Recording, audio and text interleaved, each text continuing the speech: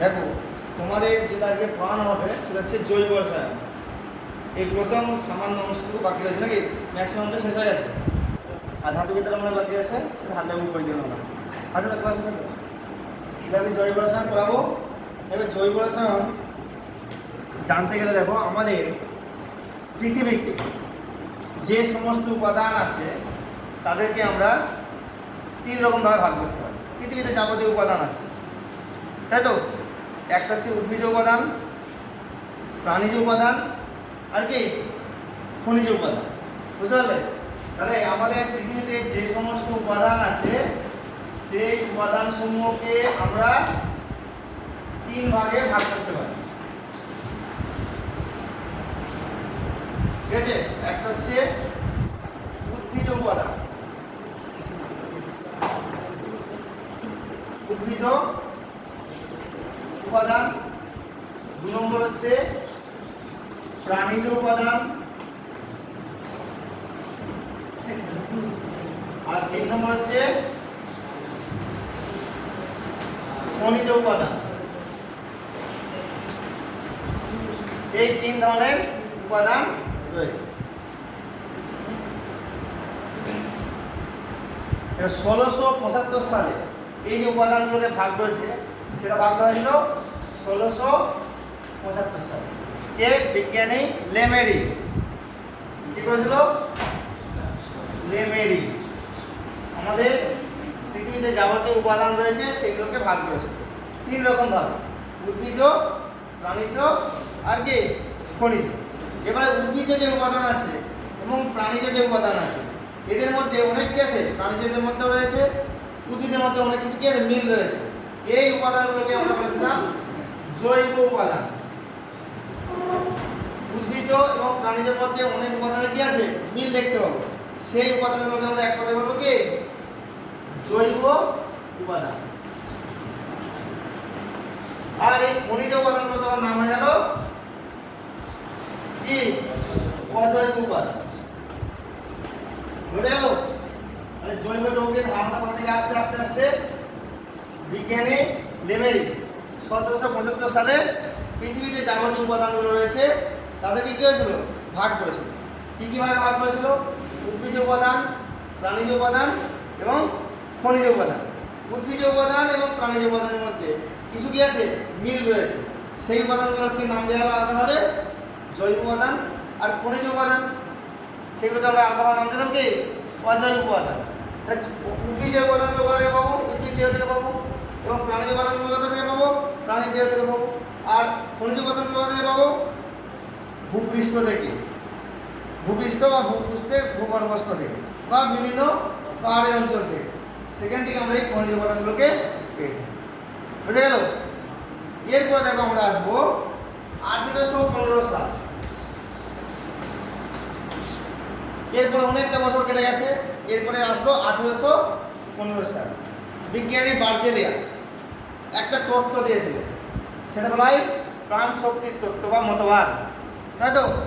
প্রাণ শক্তির মতবাদ বা প্রাণ শক্তির তত্ত্ব, vital force theory, vital force theory. কে দিয়েছিল এই তত্ত্বটা? বার্জেলিয়াস।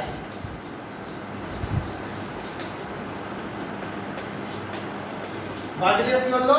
ভাইটাল ফোর্স থিওরি, প্রাণ শক্তির মতবাদ। এই প্রাণ শক্তির মতবাদে কি বললো? বলছে আমরা কৃত্রিমভাবে কোনো জৈব যৌগ প্রস্তুত করতে পারি না। যাবতীয় জৈব যৌগ প্রস্তুত হয় কি, উদ্ভিদ বা এবং প্রাণীর দেহ থেকে, মানে যার মধ্যে প্রাণ আছে। তার জন্য মতবাদটা আমরা নাম দিচ্ছি কি, ভাইটাল ফোর্স থিওরি, মানে প্রাণ শক্তির মতবাদ। কেবলমাত্র উদ্ভিদ এবং প্রাণী দিয়ে, উদ্ভিদ এবং প্রাণীদের দেহে প্রাকৃতিকভাবেই জৈব বস্তু কি হয়, তৈরি হয় বা সৃষ্টি হয়। মানে আমরা কৃত্রিমভাবে কোনোভাবেই জৈব বস্তু বা জৈব পদার্থকে তৈরি করতে পারি না। কিন্তু এই 1815 সালের পর 1828 সালে মানে এই থিওরিটা কাজ করলো কত পর্যন্ত, 1828 সাল পর্যন্ত। এর আগে পর্যন্ত আমরা ভাবতাম যে কৃত্রিমভাবে বা কোনো ল্যাবরেটরিতে আমরা কোনোভাবেই জৈব যৌগ প্রস্তুত করতে পারবো না বা পারছি না বা পারি না। এতদিন পর্যন্ত এই থিওরিটা কি করলো, কাজ করলো। পরবর্তীকালে 1828 সালে জার্মানের একজন বিজ্ঞানী ফ্রেডরিক হোলার কি করলো, একটা অজৈব পদার্থ তাকে কি করলো, উত্তপ্ত করলো। একটা আকস্মিকভাবে তৈরি হয়েছে, হঠাৎ করেই সে উত্তপ্ত এমনি নিজে কাজ করতে গিয়ে উত্তপ্ত করেছে। সে জৈব যৌগ প্রস্তুত করব এই মনোভাব নিয়ে কিন্তু কাজ করতে যায়নি। মানে এই যে জৈব যৌগটা প্রস্তুত হলো সেটা কিন্তু কি আকস্মিকভাবে হলো। সেটা কিন্তু প্রথম জৈব যৌগ, মানে প্রথম প্রস্তুত জৈব যৌগ যে নাম বলে সেই জৈব যৌগটা আমি বলবো এক্ষুনি, দেখতে পাবে। সেটা হচ্ছে ইউরিয়া। সেটা কি হয়েছিল, একটা অজৈব যৌগ থেকে প্রস্তুত হয়েছিল। সেই অজৈব যৌগটা হচ্ছে অ্যামোনিয়াম সায়ানেট। সেই অ্যামোনিয়াম সায়ানেটকে উত্তপ্ত করে প্রথম জৈব যৌগ ইউরিয়া প্রস্তুত হয়েছিল। বোঝা গেল? এখন আমরা কি করছি, 1828 সালে কি বললো, বললাম একজন জার্মান বা জার্মানের বিজ্ঞানী,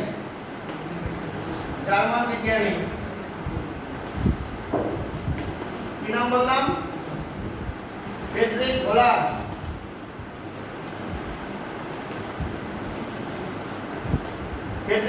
প্রথম জৈব যৌগ তৈরি করলো।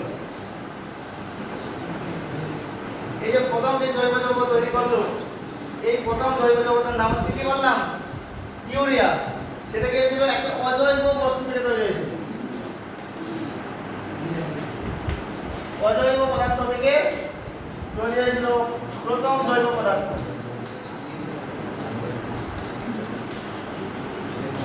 এই অজৈব পদার্থের নাম কি বললাম, অ্যামোনিয়াম সায়ানেট।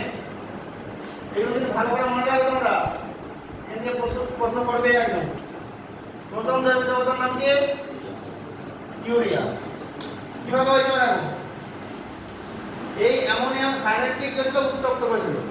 মানে জৈব যৌগ প্রস্তুত করব এই মনোভাব নিয়ে নয়, তিনি এটা আকস্মিকভাবে কোনো কাজ করতে গিয়ে এটা তৈরি করে ফেললেন। ঠিক আছে? এবার এই অ্যামোনিয়াম সায়ানেট NH4 CNO, এটা হচ্ছে অ্যামোনিয়াম সায়ানেটের সংকেত। এটা হচ্ছে অজৈব পদার্থ। এখানে কি হয়েছিল, তাপ প্রয়োগ করেছিল। এই যে ত্রিভুজের একটা চিহ্ন দিলাম, ত্রিভুজের মতো, এটা হচ্ছে তাপের চিহ্ন। এর কি তৈরি হলো, ইউরিয়া। ও double bond C bond NH2 bond NH2, এর নাম কি, ইউরিয়া। এর আরেকটা নাম আছে, বলতে পারবে কেউ, কার্বামাইড। কি নাম, কার্বামাইড। যদি পরীক্ষায় পড়ো ইউরিয়া রাসায়নিক নাম কি, ঠিক আছে? তখন বলে প্রশ্ন কঠিন, নাকি? তাই তো, তাহলে ইউরিয়া রাসায়নিক নাম হলো কার্বামাইড। ঠিক আছে? এবার দেখো যে ইউরিয়া হলো, এটা কিন্তু প্রথম জৈব যৌগ, কৃত্রিমভাবে প্রস্তুত। পরীক্ষায় প্রশ্ন বলে কৃত্রিমভাবে প্রস্তুত প্রথম জৈব যৌগটির নাম কি? অজৈব যৌগটা হচ্ছে কি, অ্যামোনিয়াম সায়ানেট। আর জৈব যৌগটা হচ্ছে ইউরিয়া। এটা তৈরি করা আছে এই অজৈব যৌগ। ঠিক আছে? এবারে আমার প্রশ্ন, এই যে ইউরিয়ার মধ্যে নাইট্রোজেন আছে, তাহলে এই নাইট্রোজেন শতকরা কত ভাগ রয়েছে, এটাও প্রশ্ন দেয়। প্রথম উৎপন্ন জৈব বস্তুতে নাইট্রোজেনের পরিমাণ, শতকরা পরিমাণ কত? নাইট্রোজেনের পরিমাণ হচ্ছে কত, 46%। এটা ম্যাক্সিমাম টাইম কোশ্চেন দেয় 46%। বুঝা গেল? তাহলে এইভাবে আমার জৈব যৌগ প্রস্তুত হয়েছে। এর পরবর্তীকালে আমরা বিভিন্ন বিজ্ঞানীরা দেখে অ্যাসিটিক অ্যাসিড প্রস্তুত করেছে, বিভিন্ন আরও প্রস্তুত হয়েছে ল্যাবরেটরিতে। ঠিক আছে? এরপর আমরা যে জৈব যৌগ আসবো, দেখবো জৈব যৌগের সঙ্গে অজৈব যৌগের তফাৎটা কি। দেখবে জৈব যৌগের সংখ্যা অনেক, কিন্তু অজৈব যৌগের সংখ্যা সীমিত। মানে ধরো 10,000-এর কাছাকাছি যদি হয়, তাহলে জৈব যৌগের সংখ্যা সেখানে 10 লক্ষের থেকেও কি বেশি। তাহলে এত জৈব যৌগের প্রাচুর্যের কারণটা কি? এই জৈব যৌগের প্রাচুর্যের কারণ হচ্ছে একটা পরমাণু, একটা মৌল। সেই মৌলটা হচ্ছে কার্বন। এই কার্বন মৌলের জন্য এই জৈব যৌগের প্রাচুর্যটা অনেক কি বেশি হয়। তাহলে কার্বন মৌলটাই কেন তাই, এর জন্য দেখো কার্বনের একটা ধর্ম রয়েছে। সেই ধর্মের জন্য কার্বন পরমাণুগুলি নিজেদের মধ্যে সমযোজী এক বন্ধন, সমযোজী দ্বিবন্ধন, সমযোজী ত্রিবন্ধনের সাহায্যে একটা শৃঙ্খল বা চেন গঠন করতে সক্ষম, তাই তো? এই ধর্মটাকে বলা হয় তার ক্যাটিনেশন ধর্ম, তাই তো? দেখো তাহলে এই জৈব যৌগের একাধিক জৈব যৌগের জন্য মেন যে মৌলটা দায়ী সেই মৌলটা হচ্ছে কার্বন মৌল বা কার্বন পরমাণু। এই কার্বন পরমাণুগুলো দেখো নিজেদের মধ্যে এরকম ভাবে দীর্ঘ শৃঙ্খল তৈরি করতে পারে, ঠিক আছে? এরকমও করতে পারে, আবার নিচভাবে করতে পারে, হয়েছে? এইভাবে করতে পারে। আবার দেখো নিজেদের মধ্যে দ্বিবন্ধনের মাধ্যমে যুক্ত হতে পারে, হয়েছে? এরকম ভাবে আবার নিজেদের মধ্যে দ্বিবন্ধনের সাহায্যেও পেতে পারে, যুক্ত হতে পারে, দিয়ে কি করতে পারে? একটা দীর্ঘ শৃঙ্খল গঠন করতে পারে, যেই কারণে কার্বন পরমাণুর এই যে ধর্ম, এই ধর্মকে কাজে লাগিয়ে গেছে আমরা বহু জৈব যৌগ প্রস্তুত করতে পেরেছি। এই ধর্মটার কারণ হচ্ছে তার কি নাম? ক্যাটিনেশন ধর্ম। কি ধর্ম? ক্যাটিনেশন ধর্ম, ঠিক আছে? এই কারণের জন্য আমরা কিন্তু জৈব যৌগের প্রাচুর্য দেখতে পাই অনেক বেশি। বোঝা গেল? দেখো এরপর যেটা আসবো আমরা হাইড্রোকার্বন।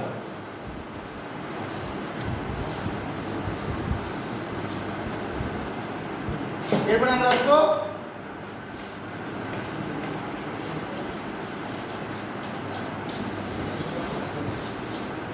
এরপরে দেখো হাইড্রোকার্বন।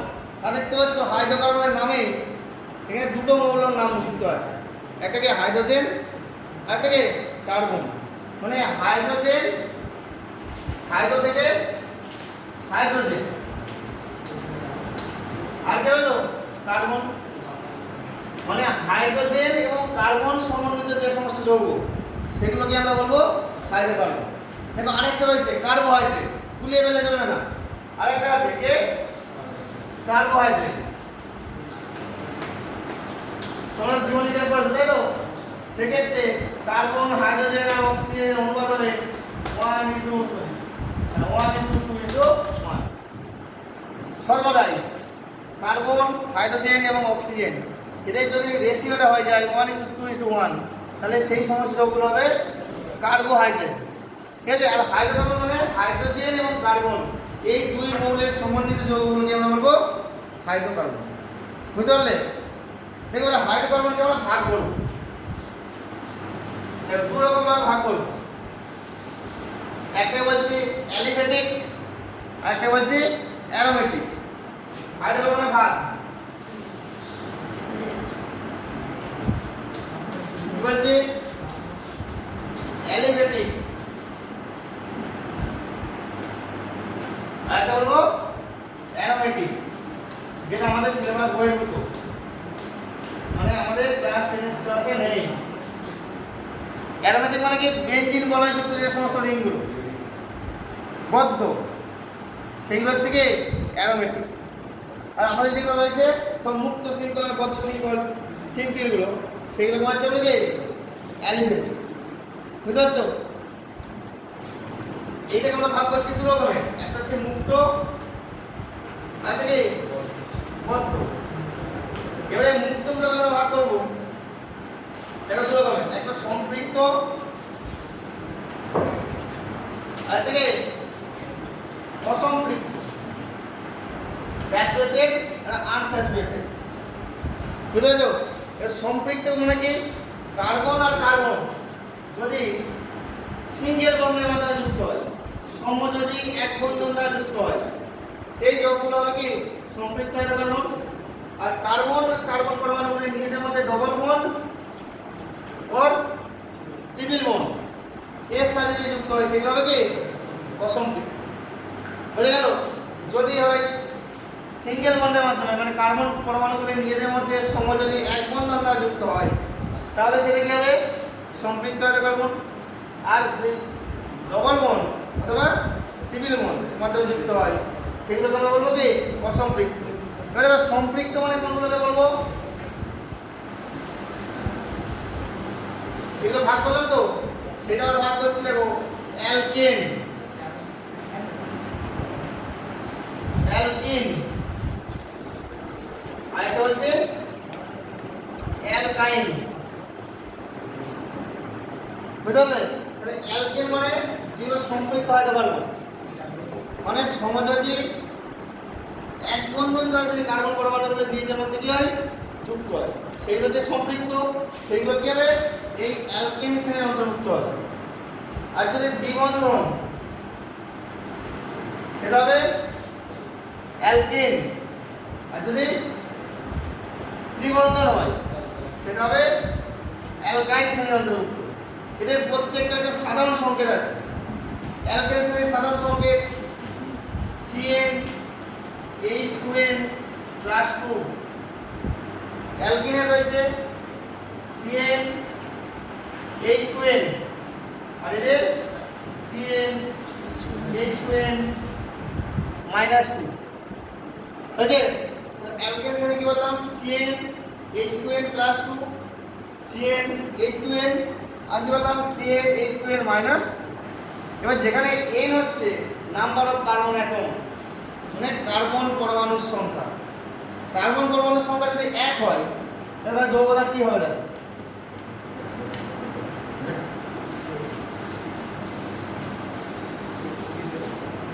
দেখো, দেখো C সমান হচ্ছে 1, মানে কার্বন পরমাণু একটা, তাহলে দেখো যৌগটা কি হবে, এখানে যদি আমরা 1 বস করাই এর মান, বুঝতে পারছো? তাহলে কি হবে দেখো, এর মান যদি 1 বস করাই তাহলে কার্বন একটাই পাচ্ছে, হাইড্রোজেন কতগুলো পাবো 2 × 1 মানে 2 প্লাস 2, তাহলে যৌগটা কি হবে CH4। তাহলে এর মান যদি 2 বস করাই, C সমান যদি 2 বস করাই তাহলে তার সংখ্যাটা কি লিখতে পারবো আমরা C2। দেখো এর জায়গায় 2 বসালাম, এখানে 2 বস করালে কত হবে 2 × 2 4 আর 2 6, নামগুলো আমি পরে বলছি একটু। এটা কত হলো C2 H6, যদি আমি 3 বস করাই তাহলে কি পাবো C3 H8, এই 4 বস করাই C4 H10। এরকম করে যদি আমরা নাম্বারগুলো বস করে যাই, এর মানগুলো বস করে 1 2 3, তাহলে যৌগগুলো পাচ্ছি কি CH4 C2H6 C3H8 আর C4H10। আর এই যে যৌগগুলো লিখলাম প্রত্যেকটার মধ্যে কার্বন পরমাণুগুলো নিজেদের মধ্যে কি আছে সমযোজী এক বন্ধন দ্বারা যুক্ত আছে, মানে এইগুলো প্রত্যেকে কি বলবো সম্পৃক্ত যৌগ বা সম্পৃক্ত হাইড্রোকার্বন, প্রত্যেকটাকে আমরা বলতে পারবো, কারণ প্রত্যেকটাই সমযোজী কি বললাম এক বন্ধন দ্বারা যুক্ত আছে। তাহলে এগুলো প্রত্যেকটা কি হবে সম্পৃক্ত, সম্পৃক্তকে বলতে পারবো জৈব যৌগ। ক্লিয়ার? প্রত্যেকটার মধ্যে কি আছে সমযোজী এক বন্ধন আছে। দেখো যদি আমরা এখানে বস করাই তাহলে মিনিমাম কার্বন প্রয়োজন কতগুলো 2, কারণ সেখানে একটা হবে না, কারণ ডবল বন্ড করতে গেলে কার্বন পরমাণুর সংখ্যা 1 কখনো হতে পারে না, তা ডবল বন্ড হলে হবে না তো। তাহলে সেক্ষেত্রে দেখো যদি আমরা বস করাই n এর জায়গায় মিনিমাম ভ্যালু 2, কেন এখন বুঝতে পারলে, কারণ এদের মধ্যে কি আছে দ্বিবন্ধন আছে, দ্বিবন্ধন দুটো কার্বন পরমাণুর মধ্যে চাই, তার জন্য n এর ভ্যালু মিনিমাম 2। তাহলে যৌগটা কি হবে দেখো, যৌগটা কি লিখবো যদি আমরা নিই C2H4, তাই তো C3H6 এইভাবে আসবে। আর এখানে দেখো মিনিমাম কার্বন সংখ্যা কত হতে হবে 2, বন্ধন তো 2 কার্বন হলে চলবে, 3 তো হবেই, মিনিমাম বলেছি 1 হবে না, কারণ 2 কার্বন দরকার, তবে তো ত্রিবন্ধন বলতে পারবো না কার্বনের মধ্যে কার্বন। তাহলে মিনিমাম কার্বন সংখ্যা কতগুলো হতে হবে 2টি। তাহলে দেখো এই ক্ষেত্রে যৌগতার সংকেত কি হবে দেখো C2H2, দেখো যদি 2 বস করা 2 থেকে 4, 4 থেকে 2 বিয়োগ করে 2, তাহলে পাবো C3H কত পাবো এবার পাবো। তাহলে এটা দেখো তাহলে অ্যালকিন শ্রেণীর যৌগ, এগুলো কি সমযোজী দ্বিবন্ধন, আর এদিকে সমযোজী ত্রিবন্ধন, বুঝা গেল? তাহলে যদি বলে একটা সম্পৃক্ত হাইড্রোকার্বনের নাম লেখো, তাহলে তোমরা কি লিখবে CH4 মানে মিথেন, কিভাবে নাম আসছে এটা পুরো দেখা পাবো। তাহলে এই যৌগটার নাম কি মিথেন, এটা কি নাম ইথেন, এটা প্রোপেন, এইভাবে নামকরণগুলো আসে দেখানো হবে।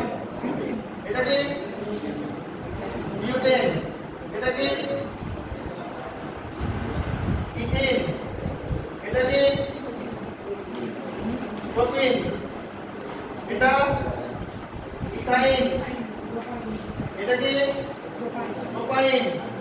কিভাবে আসছে আমরা পরে দেখাবো নামগুলো কিভাবে আসছে, বুঝতে পারলে? তাহলে এতগুলো নাম লিখে দিয়েছি, সম্পৃক্ত হাইড্রোকার্বনের নাম আর অসম্পৃক্ত হাইড্রোকার্বনের নাম আমি লিখে দিয়েছি। এবারে কেন সম্পৃক্ত সেটা বলেছি, কারণ কার্বনগুলোর মধ্যে সমযোজী এক বন্ধন আছে, এটা সমযোজী দ্বিবন্ধন আছে, এটা সমযোজী ত্রিবন্ধন আছে, সেই জন্য যৌগগুলোর নাম এরকম ধরনের হয়েছে। অ্যালকিন,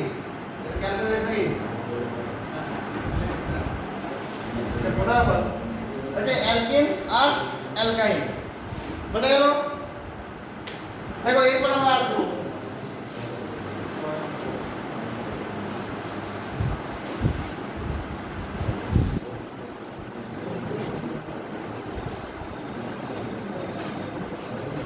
কার্যকরী মূলক। এটা খুব ভালো করে মনে শুনবে। কার্যকরী মূলক বা ফাংশনাল গ্রুপ।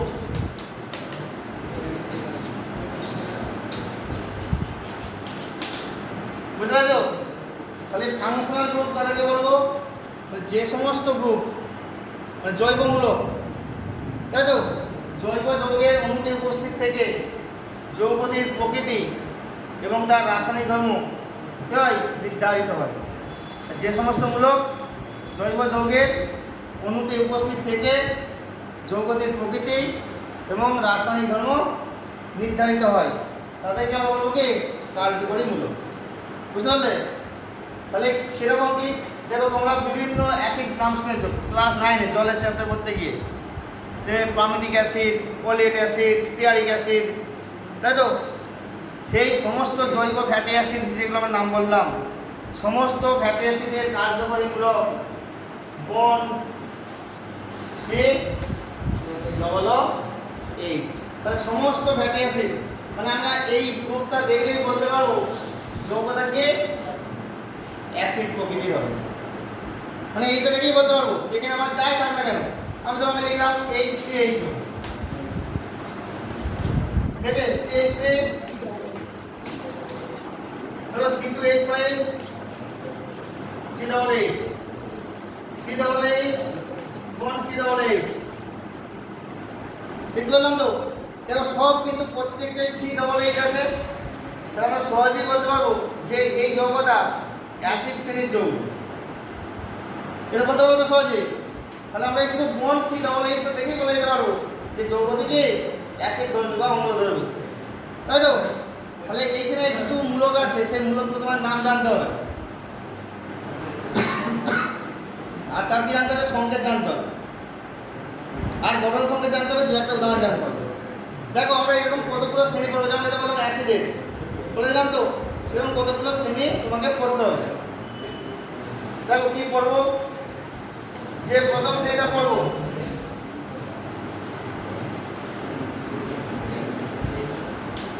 জৈব যৌগ, ঠিক আছে, কার্যকরী মূলকের নাম, কার্যকরী মূলকের নাম, কার্যকরী মূলকের সংকেত, তার গঠন সংকেত, আর তাকে উদাহরণ। একটু লিখে নেবে এগুলো। দেখো কি বললাম, জৈব যৌগ, তার কার্যকরী মূলকের নাম, সংকেত, গঠন সংকেত, আর কে উদাহরণ। দেখো প্রথম যে জৈব যৌগ আসবে তার নাম দেব অ্যালকোহল গ্রুপে, মানে অ্যালকোহল শ্রেণী। কার্যকরী মূলকের নাম হাইড্রক্সিল,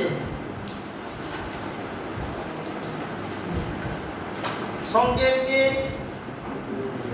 বন্ড OH, উদাহরণ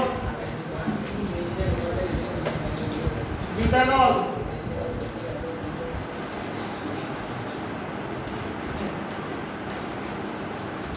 ইথানল, হয়েছে?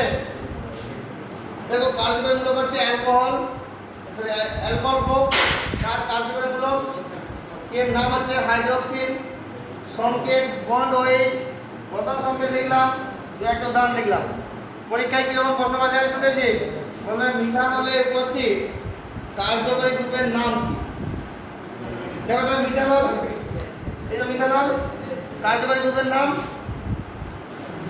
হাইড্রোক্সিল সংকেত বন্ড ওএইচ বন্ড দিতে হবে এটা মাইনাস চিহ্ন নয় এটা বন্ড বন্ড ওএইচ কোশ্চেনটা এইভাবে বলে লিখে দিলে 1 নম্বর কিছুই নেই ঠিক আছে 2 নম্বর আমরা লিখব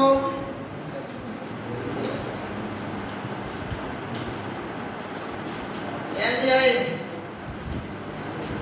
এর নাম কি ফরমাইল বন্ড CHO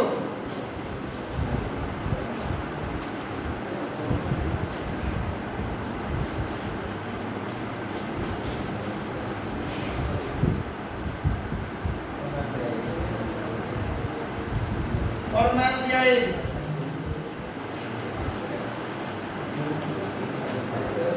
HCHO acetaldehyde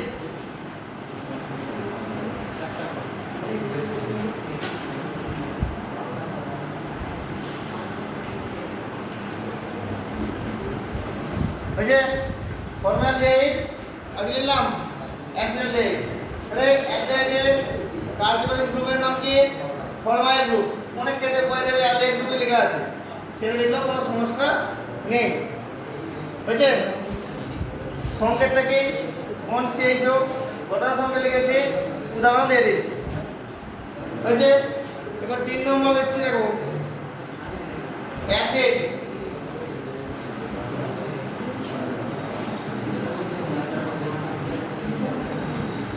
নম্বর হচ্ছে অ্যাসিড অ্যাসিডের কি হবে কার্বক্সিল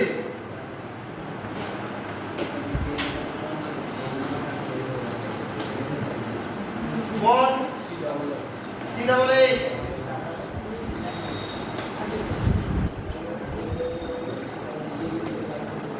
ফর্মিক অ্যাসিড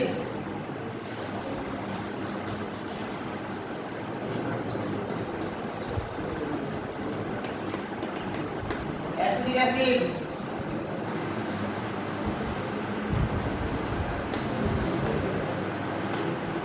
CH3COOH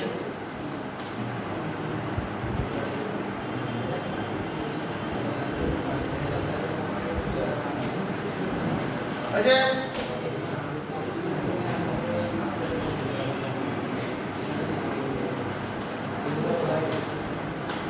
তারপর আসবো কিটোন কিটো বা কিটোনিক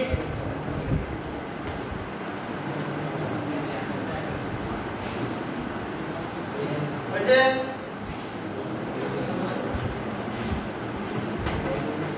dimethyl ketone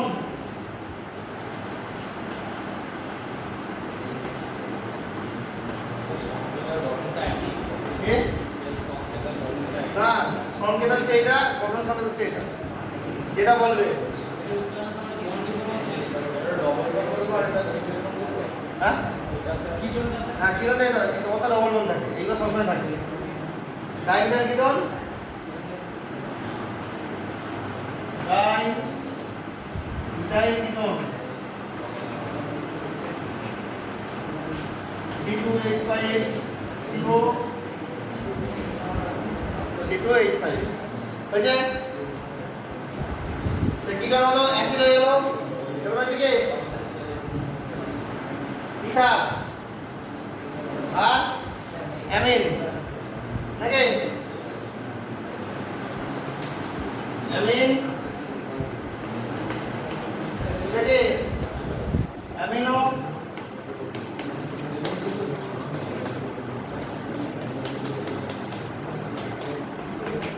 methyl amine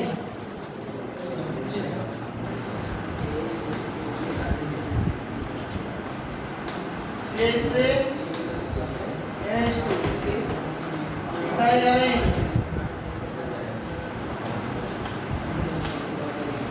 C2H5 NH2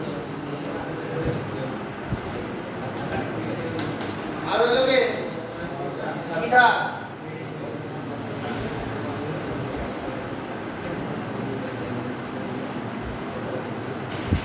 নম্বর শ্রেণী হচ্ছে ইথা, নামকে অ্যালকক্সি।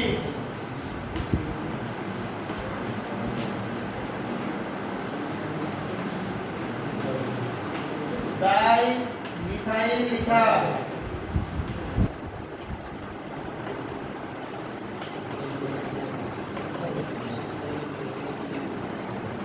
তাহলে এইগুলো সব আমার গেল কি কার্যকরী মূলক। এইগুলো ভালো করে নামগুলো মনে রাখবে, যখন আমাদের ইউপ্যাক নাম করানো হবে নাহলে কিন্তু সমস্যা পড়ে যাবে। কি বললাম বুঝতে পারলো? দেখো আমরা যে 6টা ফাংশনাল গ্রুপ করলাম তার মধ্যে প্রথম যেটা বললাম অ্যালকোহল শ্রেণী, যা আমরা কি বললাম কার্যকরী গ্রুপ মূলক বা নাম বললাম হাইড্রোক্সিল। তারপরে বলেছি আমরা অ্যালডিহাইড, যেটা বলেছি ফরমাইল বা অ্যালডিহাইড বললে চলবে বলেছি। তারপরে বললাম অ্যাসিড, যেটা বললাম কার্বক্সিল। তারপরে বলেছি কি কিটোন, বললাম কিটো বা কিটোনিক। তারপরে বলেছি অ্যামিন, অ্যামিনো। তারপর বললাম কি ইথার, অ্যালকক্সি। তাদের নাম, সংকেত, গঠন সংকেত এবং তাদের উদাহরণ আমরা বললাম। আরেকটা বলবো আমরা সমগণীয় শ্রেণী, হোমোলোগাস যেগুলো আছে সিরিজ যেগুলো আছে। এরপর রয়েছে সমগণীয় শ্রেণী।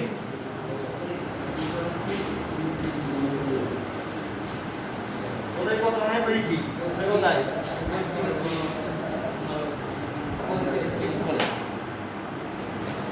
যা ঠিক আছে করার।